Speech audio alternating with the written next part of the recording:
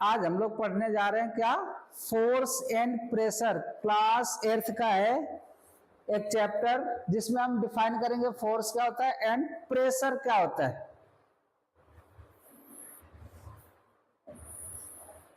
चलो, फोर्स क्या होता है?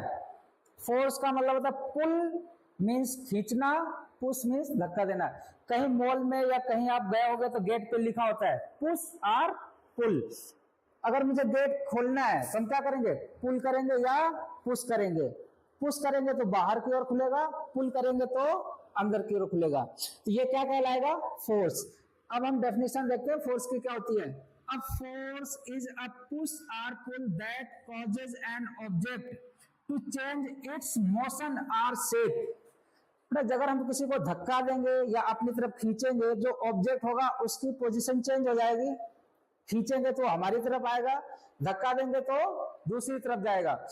अगर हम प्रेशर मतलब फोर्स और मारेंगे तो उसका शेप भी चेंज हो सकता है। तो ये क्या कहलाएगा, ये होता है फोर्स। फोर्स मेनली दो टू टाइप्स का है, या तो डायरेक्ट कांटेक्ट में होगा या इनडायरेक्ट कांटेक्ट में। आगे हम डिटेल से पढ़ रहे हैं। अच्छा ये देखो ध्यान से, पुश मान लो कहीं पे गया हुआ है, ठीक है ना, गेट, उस गेट को खोलना है तो क्या करेगा, धक्का देगा तभी तो गेट खुलेगा। दूसरा ये रोप खींच रहा है एक बच्चा, गांव में आपने देखा होगा जो गाय भैंस बकरी चराते हैं ना, क्या करते हैं, रस्सी से खींचते हैं जानवर को, तभी वो हमारी तरफ आता है। अगर उसको भगाना है तो डंडा मार के भगाते हैं। तो ये समझ में आ गया होगा आपको। फोर्सेस कैन बी इधर डायरेक्ट, डायरेक्ट का मतलब है टच में। अब समझना, ये समझ लो, ये है अगर मैंने इसको धक्का दिया तो क्या जा रहा है, इसका पोजीशन चेंज हो रहा है। अगर मैं इसको खींच रहा हूं, पुल कर रहा हूं तो देखो पोजीशन चेंज हो रही है। यही बताया गया है इसमें। A force is a push or pull that causes an object to change its motion या state is called force हो जाएगा। पहला एग्जांपल मैंने लिया कि इट इधर भी डायरेक्ट मीन्स टच करके हम इसका पोजीशन चेंज कर सकते हैं या पुश करके। दूसरा है इनडायरेक्ट। इनडायरेक्ट क्या होता है, इनडायरेक्ट ये होता है कि हम बिना टच किए किसी भी वस्तु को दूर लेके जाएं, किसी भी थिंग्स को। अब समझना, ये मैग्नेट है, देखना आ रहा है मैग्नेट, इसको मैं टच नहीं करूंगा ये मेरे पास आ जाएगा। कैसे आएगा, दूसरा मैग्नेट मैंने लिया, देखो एकदम से आ गया, टच नहीं किया मेरे पास आ गया। अगर इसका एग्जांपल है, अगर मैंने इसको किया तो ये दूर भगेगा।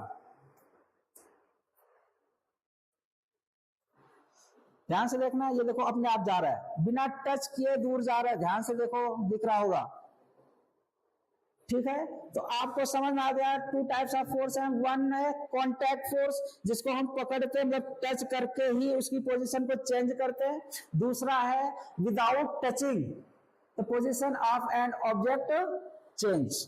आ गया होगा समझ में आपको कि कॉन्टैक्ट या डायरेक्ट फोर्स क्या होता है, दूसरा इनडायरेक्ट। चलो अब आगे बढ़ते हैं। ये देखो, आप कभी गए होगे ना कहीं पे पिकनिक वहां पे, तो ये सब मिलते हैं, ये उंगली डाल के उठा रहा है, ये डायरेक्ट फोर्स है।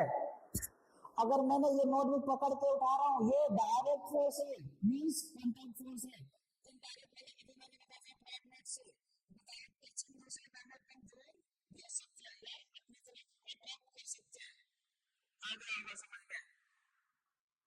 ये भी देखो, कार से ये फुटबॉल को मार रहा है तो इसकी पोजीशन चेंज हो जाएगी। पुश पुल का भी बता दिया, जब कहीं जाते हैं गेट खोलते हैं या बंद करते हैं।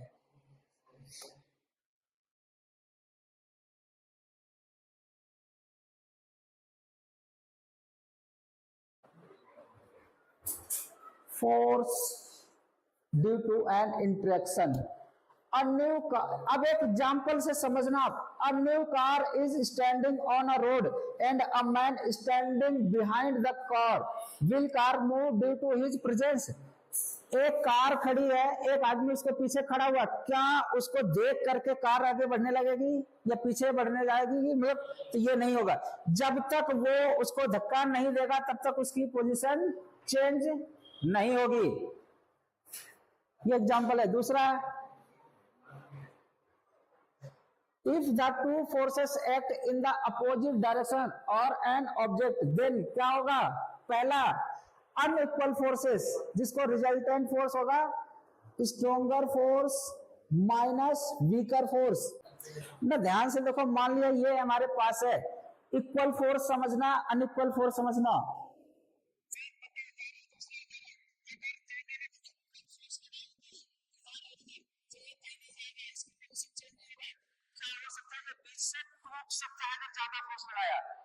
मान लिया इधर कोई स्ट्रॉन्ग बंदा है, इधर बिल्कुल बच्चा कोई है, तो ये इधर को खींच के ले जाएगा, तो जिधर जा रहा है ये ऑब्जेक्ट वो हो जाएगा आपका स्ट्रॉन्गर फोर्स, और जो बैक वाला है वो हो जाएगा weaker force, means weak force.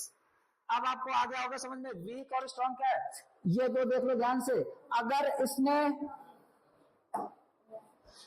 अगर ये लड़की इसने ज्यादा पावर लगा दिया एज कंपेयर टू बॉय के, तो ये क्या ऑब्जेक्ट इधर आ जाएगी, इस डायरेक्शन में आ जाएगी। इसके अपोजिट अगर इस लड़के ने ज्यादा पावर लगा दिया खींचने में, तो फिर ये वाला रसगोप किधर जाएगी, उस वाली डायरेक्शन में। थर्ड पॉइंट क्या है, जो इक्विलिब्रियम हो जाएगा। अगर दोनों ने इक्वल फोर्स लगाया है तो फिर क्या हो जाएगा, मान लो ये देखो मेरे हाथ में दोनों इक्वल फोर्स लग रहे हैं, इसका मतलब है पोजीशन ऑफ ऑब्जेक्ट की चेंज नहीं होगी, क्योंकि जो इस डायरेक्शन में फोर्स लग रहा है, जो इधर लग रहा है, दोनों इक्वल हैं, इसलिए इसकी पोजीशन चेंज नहीं होगी। Equal force cancel each other out, जितना इधर लग रहा है उतना इधर लगेगा, तो फोर्स जीरो हो जाएगा, रिजल्टेंट फोर्स क्या हो जाएगा, जीरो हो जाएगा। इससे ऑब्जेक्ट की पोजीशन पे कोई चेंज नहीं आएगा। इतना समझ में आ गया होगा।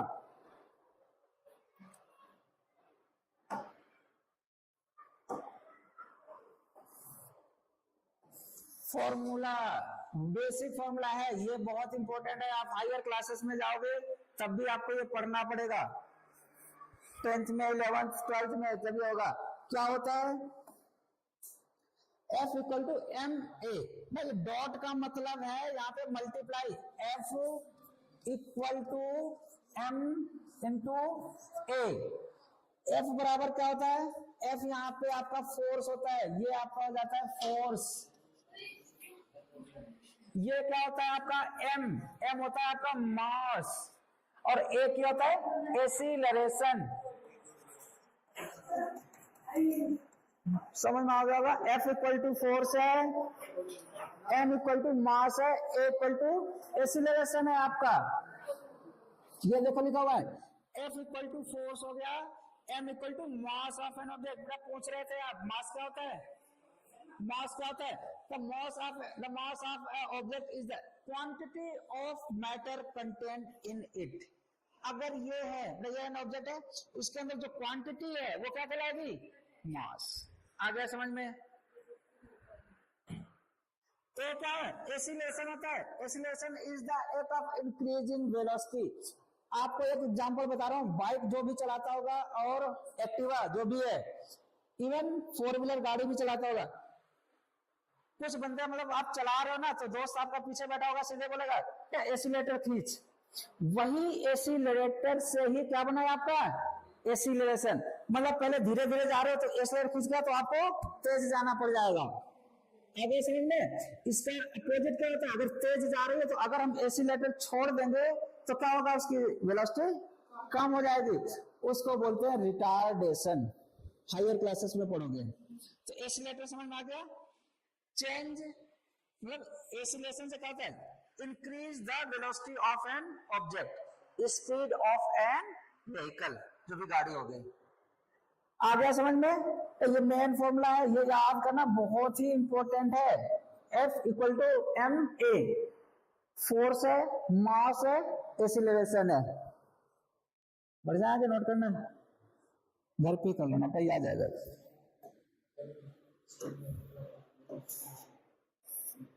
चलो अब देखो ध्यान से, क्लास वाली लैंग्वेज। टाइप्स ऑफ फोर्स कितने होते हैं, फोर्स मैंने अभी डेफिनेशन बता दिया। टाइप्स ऑफ फोर्स कितने होते हैं, मेनली 2 होते हैं। कौन से, हाँ, कॉन्टैक्ट और इन कॉन्टैक्ट। बन नहीं रहा क्या,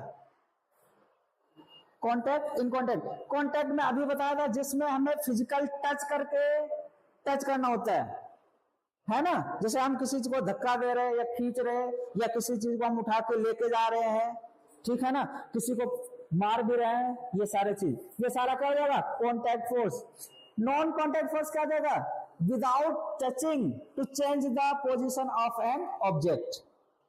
अभी मैंने दिखाया था मैग्नेट से, मैग्नेट दो था, हम टच भी नहीं कर रहे थे, फिर भी दूसरा मैग्नेट दूर जा रहा था और पास में आ रहा था। आ गया समझ में? आदित्य शांत रहो। Contact force 5 minute. Contact force में क्या होगा, मस्कुलर फोर्स, दूसरा है फ्रिक्शन फोर्स।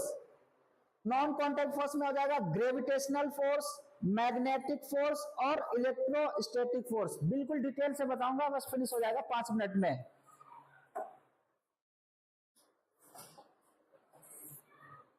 पहला पॉइंट है आपका contact force. Contact force is a type of force that occurs when 2 or more objects are in physical contact with each other. Physical contact बताया ना, तो अगर हमें गेट खोलना है तो हम इसको क्या करेंगे, टच करके खोल, पुश करेंगे, पुल करेंगे या पुश करेंगे, ठीक है ना। मस्कुलर फोर्स क्या होता है, देखो बॉडी दिखा रहा है अपना, हाँ यही वाला है।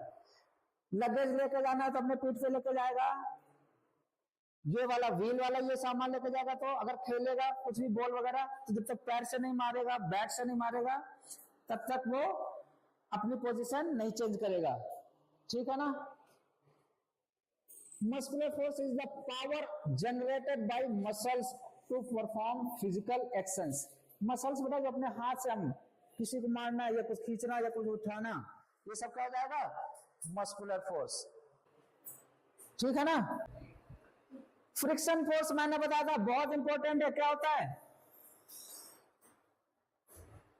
अगर ग्राउंड पे अगर कोई बॉल है, अगर हमने पैर से मारा तो कुछ दूर जाकर के अपने आप रुक जाती है, क्यों, क्योंकि वहां पे फ्रिक्शन फोर्स लगता है। अगर हम साइकिल चला रहे हैं या बाइक चला रहे हैं, अचानक बाइक को बंद कर दें, कुछ दूर जाकर के बाइक अपने आप रुक जाती है, क्या लग रहा है वहां पे, फ्रिक्शनल फोर्स लग रहा है। तो ये हमेशा 2 ऑब्जेक्ट के सरफेस पे लगता है, ठीक है ना। कार का जा रहा है, कार का व्हील पहिया जा रहा है, नीचे रोड का सरफेस है, अगर हमने इंजन बंद कर दिया गाड़ी का तो कुछ दूर जाकर के अपने आप रुक जाता है। तो पहला पॉइंट है फ्रिक्शनल फोर्स हमेशा 2 ऑब्जेक्ट्स का जो लेयर होता है ना, सरफेस होता है, उनके कॉन्टेक्ट में लगता है। दूसरा पॉइंट क्या है, फ्रिक्शनल फोर्स हमेशा उल्टा डायरेक्शन में लगता है, always act in opposite direction. अगर हम आगे जा रहे हैं तो फ्रिक्शन फोर्स किधर लगेगा, बैक साइड, ठीक है ना। तो फ्रिक्शन फोर्स होता है the force which opposes the motion of an object, ठीक है ना, मोशन को रोकता है। Non contact force are forces that act an object without physical contact. नहीं ये पढ़ा रहा था बेटा। Friction force is the resistance, resistance एक और से रोकना, रेजिस्ट करना, किसी चीज को रोकना, फ्लो को रोकना है। Friction force is the resistance that occurs when an object moves on tries to move over another surface।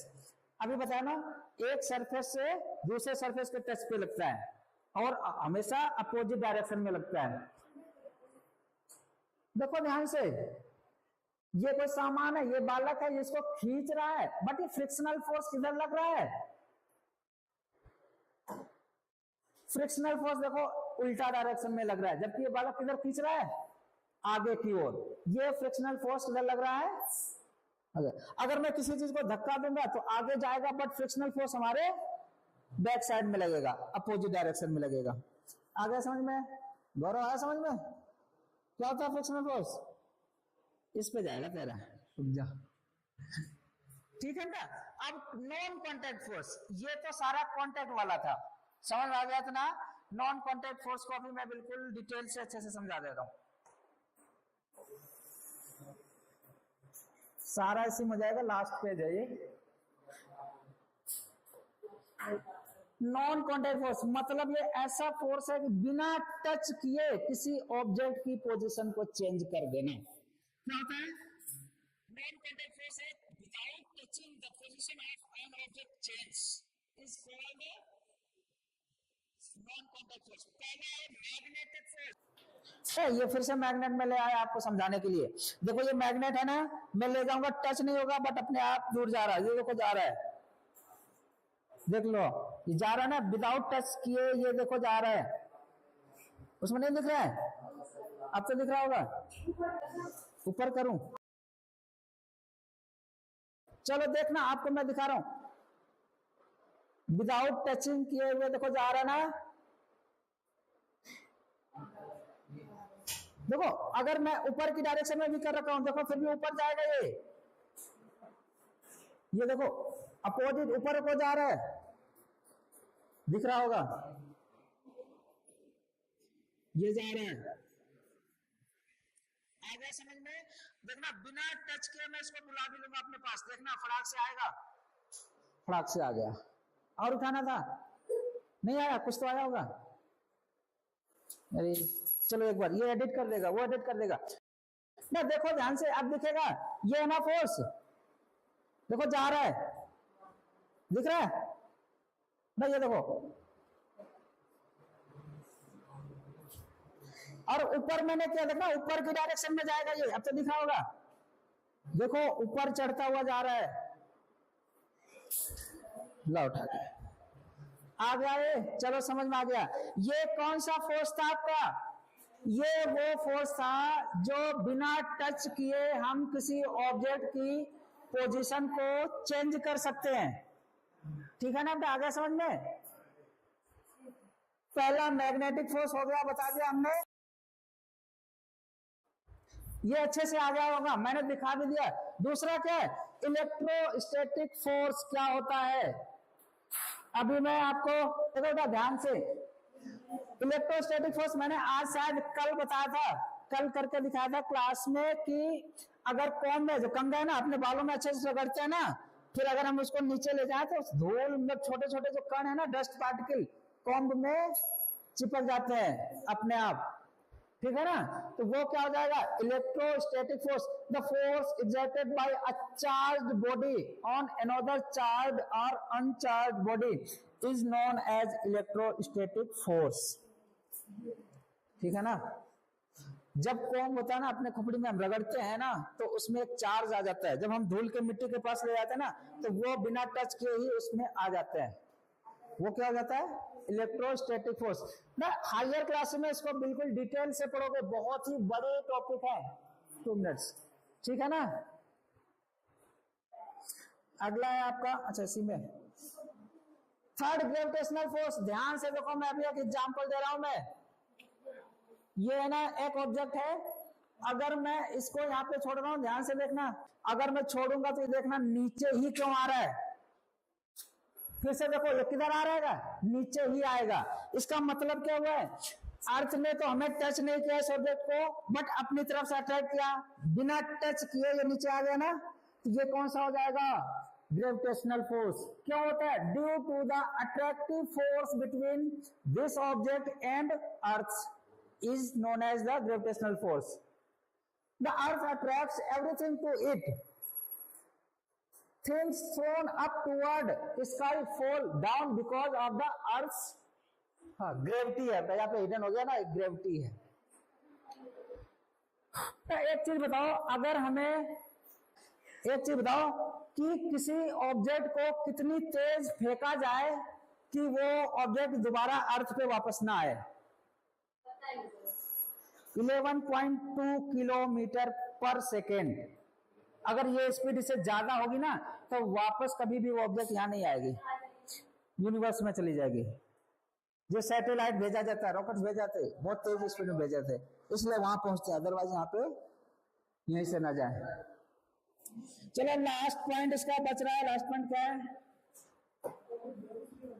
ये देखो न्यूटन बाबा खड़े हुए हैं और इनका जो शेप गिरा था बिल्कुल नीचे आया था, इन्होंने सोच सोच के पता नहीं कितना ज्यादा लाज बना दिए। पढ़ोगे आप Newton first law, second law, third law, वो भी बहुत इंपॉर्टेंट है, सारा इन्होंने डिस्कवरी कर दिया था। अच्छा ये ना लास्ट है, अब बिल्कुल लास्ट, ये लास्ट पेज है, ध्यान से देखो। प्रेशर क्या होता है, कभी कभी आपने देखा होगा, कौन सा एग्जांपल आपको बताऊं, कि प्रेशर नहीं आ रहा, पानी अगर टंकी में चढ़ रहा है ना घरों में, तो बोलते हैं कि प्रेशर नहीं जा रहा है इसलिए नहीं चढ़ पा रहा है। प्रेशर क्या होता है? फोर्स अपॉन में area on which it acts. बेटा ये क्या होता है? प्रेशर बराबर फोर्स अपॉन में area on which it acts. अगर फोर्स ज्यादा होगा, देखो एक मिनट, फोर्स अगर ज्यादा है, शिवानी देखो, फोर्स अगर ज्यादा है, एरिया कम है, तो प्रेशर क्या होगा? ज्यादा होगा।